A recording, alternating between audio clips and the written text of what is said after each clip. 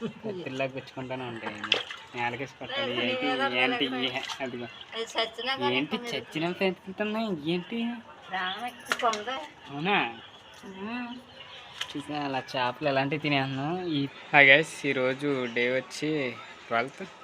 ఇంటికాడ అయితే ఇంతగా చేపలు అయితే తెచ్చారు. అదేంటే గొరసలు అవి. సో ఈరోజు వీడియోలో అయితే తెలుసుకుంది. ఈ నాటు గొరసలు చెరువుల్లో ఆటలో పెరిగినాయి కాదు, కాలువలో దొరికినాయి.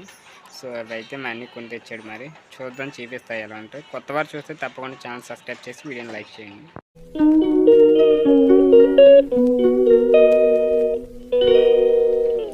వీటిని తయారు చేసుకోవడానికి ఖచ్చితంగా బూడిదైతే ఉండాలి. సో బూడిది ఖచ్చితంగా. ఏంటి చచ్చిపోయినా కానీ మెదులుతున్నాయండి బాబు.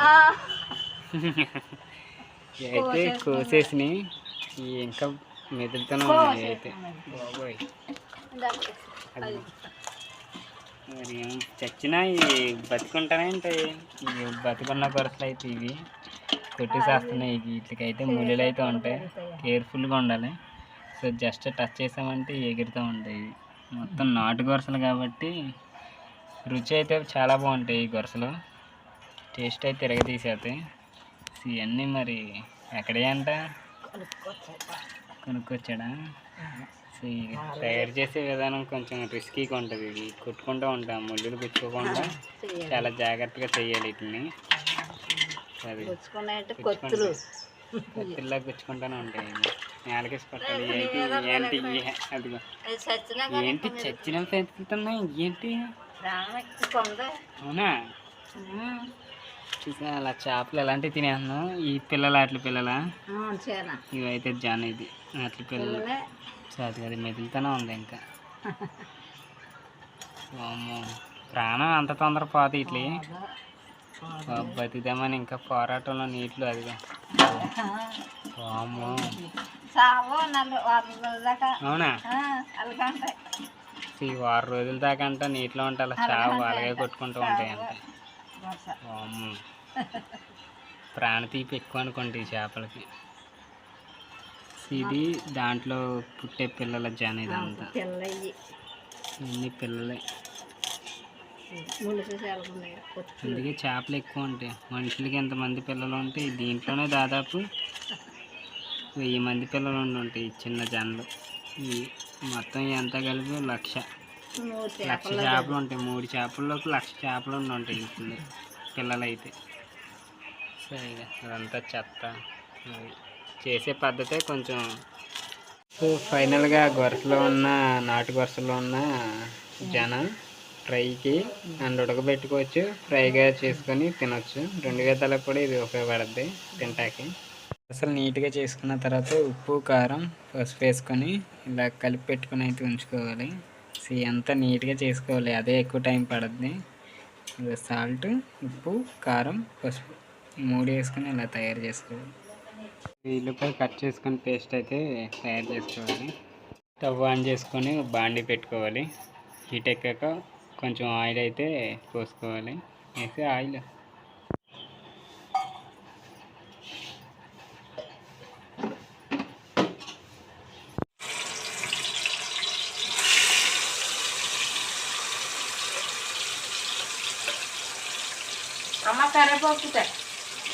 సాల్ట్, పసుపు, చిటికెడు పంచదార వేసుకొని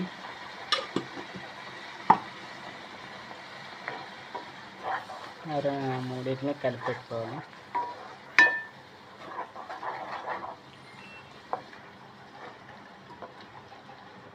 సో ఇది ఏంటంటే ఇందాక చేప గుడ్లు ఉన్నాయి కదా, అది జన ఫ్రై. ఇది టమాటాలు కూడా వేసుకోవాలి. సో కొత్తిమీర కూడా కొంచెం వేసుకొని, కరివేపాకు, కొత్తిమీర అటు ఇటు తిప్పాలి కింద మాడకుండా ఉంటాయి. పెట్టుకున్న చేప ముక్కలు ఉన్నాయి కదా, అవైతే 0% దీంట్లో వేసుకోవాలి.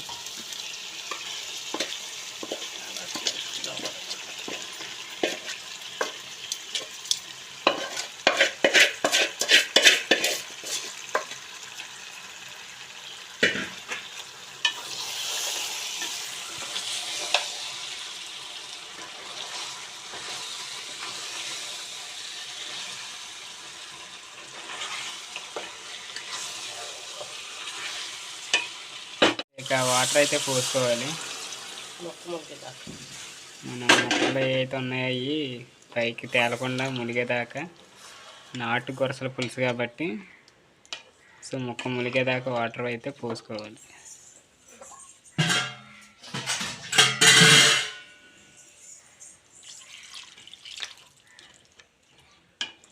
చింతపండు పులుసు అయితే ఫైనల్గా యాడ్ చేసుకుంటే ఓ పావు గంట ఉడకనేస్తే ఆటోమేటిక్గా ఈ చేపల పులుసు అయితే రెడీ అయిపోద్ది.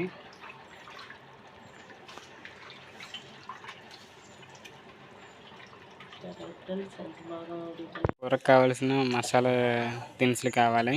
ధనియాలు, గసగసాలు, జీలకర్ర, కొన్ని మరాఠీ మొక్క అలాంటివి అయితే ఉన్నాయి సంథింగ్. సో ఎంత జీలకర్ర ఇవన్నీ వేసి మనం మిక్స్ చేసుకొని ఇంక ఉడుకుతున్న చేపల కూరలు అయితే వేసుకోవాలి ఈ మసాలాని. సో కూర చూసారా గుమ్మని ఆడిపోతుంది.